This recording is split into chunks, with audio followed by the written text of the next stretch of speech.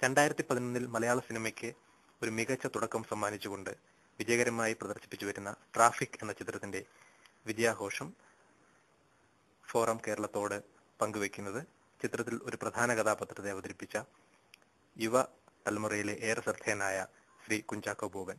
നമസ്കാരം ശ്രീ കുഞ്ചാക്കോ ബോബൻ. നമസ്കാരം. ട്രാഫിക് എന്ന ചിത്രം ഒരു വൻ വിജയത്തിലേക്ക് നീങ്ങുകയാണ്. ഈ ചിത്രത്തെ കുറിച്ച് പ്രേക്ഷകരുടെ ഭാഗത്തു നിന്നും താങ്കൾക്ക് ലഭിക്കുന്ന പ്രതികരണം എങ്ങനെയാണ്? ശരിക്കും സാധാരണ ഒരു മലയാളി പ്രേക്ഷകന്റെ ഒരു അഭിപ്രായം, അതും നല്ലൊരു അഭിപ്രായം നേടിയെടുക്കുക എന്ന് പറയുന്നത് വളരെ വിഷമകരമായ ഒരു കാര്യമാണ്. പക്ഷേ ട്രാഫിക്കിനെ സംബന്ധിച്ചിടത്തോളം ശരിക്കും പറയുകയാണെങ്കിൽ ആദ്യത്തെ ഷോ മുതൽ ഇതുവരെ ആ സിനിമയെ കുറിച്ച് മോശമായിട്ടുള്ള നമുക്ക് കിട്ടിയിട്ടില്ല എന്നുള്ളതാണ്. സാധാരണ ഒരു പടം കണ്ടു കഴിഞ്ഞൊരു മലയാളി പ്രേക്ഷകൻ ഇറങ്ങുമ്പോൾ കുഴപ്പമില്ല, നന്നായിട്ട് പോകുന്നു എന്നുള്ള വാക്കുകളല്ലാതെ അതിന്റെ അപ്പുറത്തൊരു അഭിപ്രായം അവർ സാധാരണ പറയാറില്ല. പക്ഷേ ട്രാഫിക്കിനെ സംബന്ധിച്ചിടത്തോളം കാണുന്നവരെല്ലാവരും, സാധാരണ പ്രേക്ഷകനായാലും സിനിമയിൽ പ്രവർത്തിക്കുന്നവരായാലും ആരാണെങ്കിലും കണ്ട് ഇറങ്ങുന്ന ആൾക്കാരെല്ലാവരും ഗംഭീരം എന്ന് പറയുന്ന വാക്കാണ്. ഒരു മിനിമം ഒരു 10-15 സംവിധായകരെങ്കിലും എന്നോട് തന്നെ നേരിട്ട് ഈ സിനിമയെ പറ്റി പറഞ്ഞത് ഗംഭീരം എന്ന് പറയുന്ന അഭിപ്രായമാണ്. അപ്പൊ അങ്ങനെ നോക്കുമ്പോൾ തീർച്ചയായിട്ടും ഒരു ഒരു ഒരു പുതിയ രീതിയിലൊരു ആവിഷ്കരണവും അതിന്റെ ഒരു സ്ക്രിപ്റ്റിംഗ് സിനിമയുടെ ടോട്ടാലിറ്റി നോക്കുകയാണെങ്കിൽ ഒരു ഡിഫറൻസ് ഫീൽ ചെയ്യുന്നൊരു സിനിമയാണ്. അതുകൊണ്ട് തന്നെ നല്ല സിനിമകളുടെ ഒരു പുതിയ പ്രവണതയും കൂടെ മലയാള സിനിമയിലേക്ക് വരുന്നത്, അംഗീകരിക്കപ്പെടുക എന്ന് പറയുന്നത് വലിയ കാര്യം തന്നെയാണ്. എനിക്ക് തോന്നുന്നത് നമ്മള് മലയാള സിനിമയ്ക്ക് നഷ്ടപ്പെട്ടു എന്ന് പറയുന്നൊരു സുവർണ കാലഘട്ടം, അതിന്റെ ഒരു തിരിച്ചുവരവ് ചിലപ്പോൾ ഇങ്ങനെ ട്രാഫിക് പോലെയുള്ള നല്ല സിനിമകളിലൂടെ ആയിരിക്കാം. അപ്പൊ അതിന്റെ ഒരു ഭാഗമാകാൻ കഴിഞ്ഞത് ശരിക്കും എനിക്ക് സന്തോഷത്തെക്കാളേറെ അഭിമാനം നൽകുന്ന ഒരു കാര്യമാണ്. ഈ ട്രാഫിക് എന്ന ചിത്രത്തിലേക്ക് താങ്കളെ ആകർഷിച്ച ഘടകം എന്താണ്? ഈ ചിത്രം താരതമ്യേന പുതുമുഖമായ ഒരു സംവിധായകൻ ചെയ്യുന്ന ഒരു ചിത്രമാണ്. ഈ ചിത്രത്തിന് ഭാഗമാകുവാൻ താങ്കളെ പ്രേരിപ്പിച്ച ഘടകം എന്താണ്? ശരിക്കും രാജേഷ് പിള്ള എന്ന സംവിധായകന്റെ രണ്ടാമത്തെ ചിത്രമാണ് ട്രാഫിക്. ആദ്യത്തെ ചിത്രം ഹൃദയത്തിൽ സൂക്ഷിക്കാൻ എന്ന് പറഞ്ഞ് എന്നെ തന്നെ നായകനാക്കിയിട്ടുള്ള ചിത്രമായിരുന്നു. പക്ഷെ ഒരു സംവിധായകന്റെ ഗ്രാഫ് അത് എങ്ങനെ എത്രത്തോളം അത് പുരോഗമിക്കാമെന്നതിന്റെ ഒരു വലിയൊരു ഉദാഹരണമാണ് രാജേഷ് പിള്ള. ശരിക്കും സ്ക്രിപ്റ്റിന്റെ ഒരു വലിയൊരു സപ്പോർട്ട് ട്രാഫിക്കിനുണ്ട്. പക്ഷെ സ്ക്രിപ്റ്റ് മാത്രം നന്നായതുകൊണ്ട് ഒരു സിനിമ അതുകൊണ്ട് തീർച്ചയായിട്ടും ഒരു സംവിധായകന്റെ ഒരു കയ്യൊപ്പ് തീർച്ചയായിട്ടും ഉള്ളൊരു ചിത്രമാണ് ട്രാഫിക് എന്ന് പറയുന്നത്. ട്രാഫിക്കിന്റെ കഥ ആദ്യം പറയാൻ വരുന്നത് ഇതിന്റെ തിരക്കഥാകൃത്തുകളിൽ ഒരാളായ സഞ്ജയും രാജേഷ് പിള്ളയും കൂടെയായിരുന്നു. ആദ്യം വീട്ടിൽ വന്നപ്പോൾ എന്നെ കാണിച്ച ഒരു പേപ്പർ കട്ടിംഗ് ആണ്. അതിലൊരു ഇൻസിഡന്റ് മദ്രാസിൽ നടന്നൊരു റിയൽ ലൈഫ് ഇൻസിഡന്റ് ആണ്. ഈ പറയുന്ന ഒരു ഹാർട്ട് ബൈ റോഡ് വഴി ഒരു ബോഡിയിലേക്ക് ട്രാൻസ്ഫർ ചെയ്യാൻ വേണ്ടിയിട്ട് ബൈ റോഡ് ഒരു ഇന്ന സമയത്തിനുള്ളിൽ കൊണ്ടുപോകുന്ന ഒരു ഇൻസിഡന്റ്. പക്ഷെ അത് അങ്ങനെ ആദ്യം കഥ പറയാൻ വന്നപ്പോൾ ഈ ഒരു ഇൻസിഡന്റ് ബേസ് ചെയ്താണെന്ന് മാത്രമേ പറഞ്ഞുള്ളൂ. ഞാൻ പറഞ്ഞു ഓക്കെ, നമുക്ക് ഒരു സ്ക്രിപ്റ്റിന്റെ ഒരു അടിസ്ഥാനത്തിൽ നമുക്ക് തീരുമാനിക്കാമെന്ന് പറഞ്ഞു.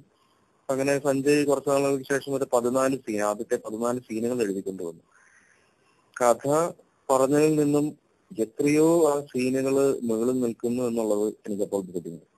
പിന്നീട് അത് പുരോഗമിക്കും തോറും അത് എത്രത്തോളം നന്നാക്കപ്പെടണം അല്ലെങ്കിൽ നന്നാകും എന്നുള്ളത് ആവേശത്തോടെ വരെ കുറെ നാൾക്ക് ശേഷം അത് എഴുതിക്കൊണ്ട് വന്നു കഴിഞ്ഞപ്പോൾ ഞാൻ ഭയങ്കര ചൂടായിട്ടിരുന്നു. എനിക്ക് തോന്നുന്നു സിനിമ കാണുമ്പോൾ തന്നെ കണ്ടുകൊണ്ടിരിക്കുന്ന പ്രേക്ഷകരിൽ നിന്ന് നമുക്ക് കിട്ടുന്ന ഒരു ഫീഡ്ബാക്ക് എന്താണെന്ന് വെച്ചാൽ അവര് ഇന്റർവെലിന് പോലും കയ്യടി ലഭിക്കുന്ന, ഞാൻ നേരിട്ട് കണ്ടിട്ടുള്ള അല്ലെങ്കിൽ കേട്ടിട്ടുള്ള ആദ്യത്തെ മലയാള സിനിമ ചിലപ്പോൾ ട്രാഫിക് ആയിരിക്കും. കാരണം അത്രയ്ക്ക് ആൾക്കാർ ഇൻവോൾവ് ആയിട്ടിരുന്ന് കാണുന്ന ഒരു സിനിമയായിരുന്നു.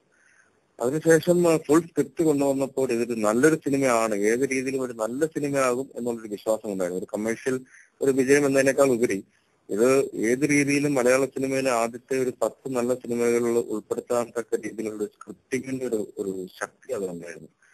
ആ ഒരു വിശ്വാസം ഒട്ടും തെറ്റായിരുന്നില്ല എന്ന് തെളിയിക്കുന്ന രീതിയിലാണ് ഇപ്പൊ ട്രാഫിക്കിന് എല്ലാ രീതിയിലുള്ള പ്രേക്ഷകരിൽ നിന്ന് കിട്ടുന്ന ഒരു പോസിറ്റീവ് ആയിട്ടുള്ള റെസ്പോൺസും അത് തിയേറ്ററുകളിൽ കിട്ടുന്ന അതിന്റെ ഒരു കളക്ഷൻ റിപ്പോർട്ട്സും. അപ്പൊ അങ്ങനെ നോക്കുകയാണെങ്കിൽ തീർച്ചയായിട്ടും ഒരു നല്ല സിനിമ അത് വാണിജ്യപരമായിട്ടും ആൾക്കാർ ഇഷ്ടപ്പെട്ട് അതിനെ വിജയിപ്പിക്കുന്നു എന്ന് അറിയുമ്പോൾ തീർച്ചയായിട്ടും അത് അഭിമാനിക്കാവുന്ന ഒരു നേട്ടം തന്നെയാണ്. അതിന് ഈ പറയുന്ന പോലെ സംവിധായകന്റെയും തിരക്കഥാകൃത്തുകളുടെയും ക്യാമറ, എഡിറ്റിംഗ്, അത് പ്രത്യേകിച്ച് ഓരോ ആർട്ടിസ്റ്റുകളും എല്ലാവർക്കും അവരവരുടെ രീതിയിൽ ഓരോ ഇൻപുട്സ് ഉണ്ടായിരുന്നു. അപ്പം ടോട്ടാലിറ്റി നോക്കുമ്പോൾ ഒരു ടീം വർക്കിന്റെ ഒരു വൻ വിജയമായിട്ടാണ് എനിക്ക് ട്രാഫിക് തോന്നിയിട്ടുള്ളത്. താങ്കളെ സംബന്ധിച്ചിടത്തോളം അടുത്ത കാലത്തായി പ്രത്യേകിച്ച് താങ്കളുടെ രണ്ടാം വരവിൽ പുറത്തിറങ്ങിയ ചിത്രങ്ങൾ മിക്കവയും വിജയങ്ങളായി മാറി. താങ്കൾക്ക് അംഗീകാരം ലഭിക്കുന്ന നിരവധി കഥാപാത്രങ്ങളാണ് അടുത്ത കാലത്തായി ലഭിച്ചുകൊണ്ടിരിക്കുന്നത്.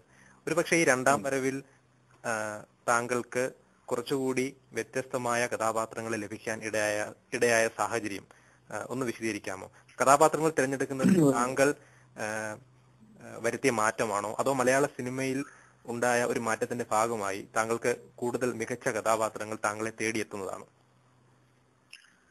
രണ്ട് രീതിയിലും അത് നമുക്കതിനെ നിർവചിക്കാം. കാരണം ഈ പറയുന്ന ഒരു ഇടവേളയ്ക്ക് ശേഷം തിരിച്ചു വരുമ്പോൾ സിനിമയിൽ എനിക്ക് സംഭവിച്ചിട്ടുണ്ടായിരുന്ന പാകപ്പിഴകൾ എന്തൊക്കെയാണെന്നുള്ളത് മനസ്സിലാക്കാനുള്ള ഒരു ഇടവേളയായിരുന്നു അത്. തീർച്ചയായിട്ടും ഒരു ഹോംവർക്ക് ചെയ്തിട്ട് എന്റെ പ്രശ്നങ്ങൾ എന്തൊക്കെയായിരുന്നു, എന്റെ തെറ്റുകൾ എന്തൊക്കെയായിരുന്നു, അത് എങ്ങനെയൊക്കെ അത് പരിഹരിക്കാമെന്നതിനെ പറ്റി ഒരു സെൽഫ് അനാലിസിസ്, ഒരു സെൽഫ് സ്റ്റഡി നടത്താനുള്ള ഒരു സമയമായിരുന്നു അത്.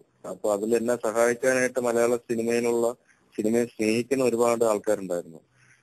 ഉദാഹരണം പറയുകയാണെങ്കിൽ ആൽജോസ്, പിന്നെ അങ്ങനെ ഒരു എന്താ പറയാ, വളരെ സിനിമയെ ആത്മാർത്ഥമായിട്ട് സിനിമയ്ക്ക് വേണ്ടി ജീവൻ വരെ മാറ്റിവെക്കാനായിട്ട് തയ്യാറായിട്ടുള്ള ആൾക്കാരുണ്ടായിരുന്നു.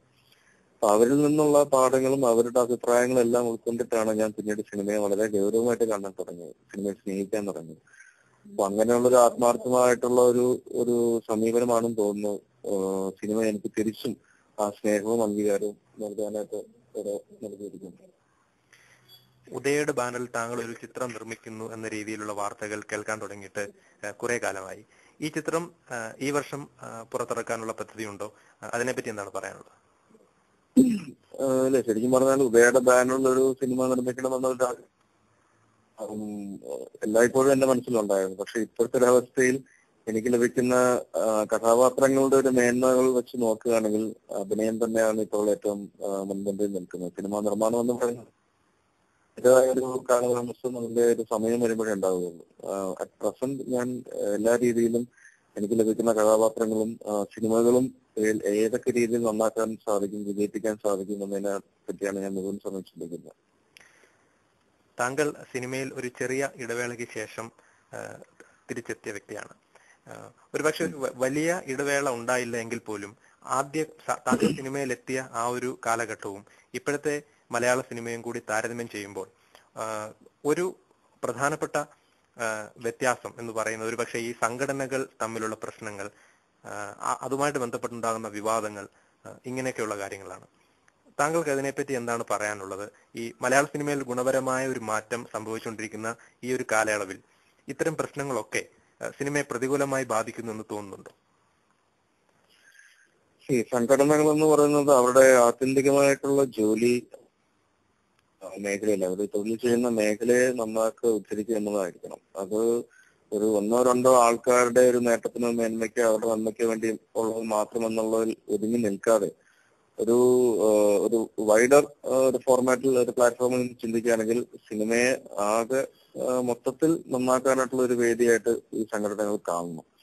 അല്ലാതെ ഒരു സംഘടന അവരുടെ സംഘടനയിലുള്ള അംഗങ്ങൾക്ക് വേണ്ടി മാത്രം, അല്ലെങ്കിൽ മറ്റൊരു സംഘടന അവരുടെ അംഗങ്ങൾക്ക് വേണ്ടി മാത്രം എന്നുള്ളതിനെ പറ്റി അങ്ങനത്തെ ഒരു സങ്കുചിതമായ ചിന്തയിൽ നിന്നും മാറി കുറച്ചുകൂടെ വിശാലമായ ഒരു മനസ്ഥിതിയോടെ കാര്യങ്ങൾ സമീപിക്കണമെന്നാണ് എനിക്ക് തോന്നിയിട്ടുള്ളത്. പ്രത്യേകിച്ച് സിനിമ ഇല്ലെങ്കിൽ ഈ സംഘടനകൾക്കൊന്നും ഒരു പ്രസക്തിയില്ല എന്ന് മനസ്സിലാക്കാനുള്ള സാമാന്യ ഒരു ബുദ്ധിയെങ്കിലും വേണം മിനിമം അതിന്റെ തലപ്പത്തിരിക്കുന്ന ആൾക്കാർക്ക്. അപ്പോൾ പരസ്പരം അങ്ങോട്ടും ഇങ്ങോട്ടും എന്താ പറയാ, സംഘടനം എന്നുള്ളതല്ലാതെ സംഘടിച്ചുകൊണ്ട് ഈ സംഘടനകളെ ഉൾപ്പെടുത്തിക്കൊണ്ട് തന്നെ സിനിമയെ എങ്ങനെ ഉദ്ധരിക്കാം എന്നതിനെ പറ്റി കാര്യഗൗരവമായിട്ട് ചിന്തിച്ച് അതിനുവേണ്ടി പ്രവർത്തിക്കുകയും വേണം. പുതിയ വർഷത്തിൽ ഒരു മികച്ച തുടക്കമാണ് താങ്കൾക്ക് ട്രാഫിക് എന്ന ചിത്രത്തിലൂടെ ലഭിച്ചിരിക്കുന്നത്. ഈ വർഷം താങ്കൾ ചെയ്യാൻ പോകുന്ന പ്രൊജക്ടുകളെ പറ്റി ഒന്ന് പറയാം. ഇപ്പോൾ ഇനി അടുത്ത റിലീസാവാൻ പോകുന്ന ചിത്രം റേസ് എന്ന് പറയുന്ന ചിത്രമാണ്. അതിൽ കുക്കു സുരേന്ദ്രൻ എന്ന് പറയുന്ന സംവിധായകന്റെ ചിത്രമാണ്. ഇന്ദ്രജിത്ത്, മമത മോഹൻദാസ്, ജഗദീഷ് ശ്രീകുമാർ, ശ്രീജിത്ത് രവി. ഒരു ചെറിയ പടമാണ്, പക്ഷെ ഒരു ഫാസ്റ്റ് പേസ്ഡ് ആയിട്ട് പോകുന്ന ഒരു ഫാമിലി ത്രില്ലർ സെഗ്മെന്റിൽ പെടുത്താവുന്ന ഒരു ചിത്രമാണ്. പിന്നെ ഇപ്പോൾ ചെയ്തുകൊണ്ടിരിക്കുന്ന പടം ത്രീ കിങ്സ് എന്ന് പറഞ്ഞ VK പ്രകാശ്, രാജേഷ് വൈലി എന്ന് പറയുന്ന ഗുലുമാൽ ടീമിന്റെ ചിത്രമാണ്.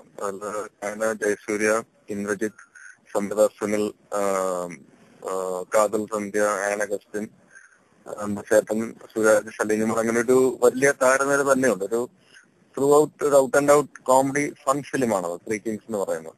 അത് ആ ചിത്രത്തെ പറ്റി പറയുകയാണെങ്കിൽ ശരിക്കും നിങ്ങളുടെ ബുദ്ധിയും കോമൺ സെൻസും വീട്ടിൽ വെച്ചിട്ട് വേണം ആ സിനിമ കാണാൻ വരാനായിട്ട്. എനിക്കൊന്ന് കുട്ടികൾക്കും മുതിർന്നവരുടെ കുട്ടികൾക്കും ഇഷ്ടപ്പെടാവുന്ന ഒരു ചിത്രമായിരിക്കും. ഷൂട്ടിങ്ങിന്റെ തിരക്കിനിടയിലും ഫോറം കേരളത്തോട് സംസാരിക്കാൻ അല്പസമയം മാറ്റിവെച്ചതിന് വളരെയധികം നന്ദി. ട്രാഫിക്കും താങ്കൾ വരാനിരിക്കുന്ന മറ്റു ചിത്രങ്ങളും വലിയ വിജയങ്ങളായി മാറട്ടെ എന്ന് ഫോറം കേരളത്തിന് വേണ്ടി ആശംസിക്കുന്നു. വ്യത്യസ്തങ്ങളായ കഥാപാത്രങ്ങൾ താങ്കളെ തേടി എത്തട്ടെ എന്നും ആത്മാർത്ഥമായി ആശംസിക്കുന്നു.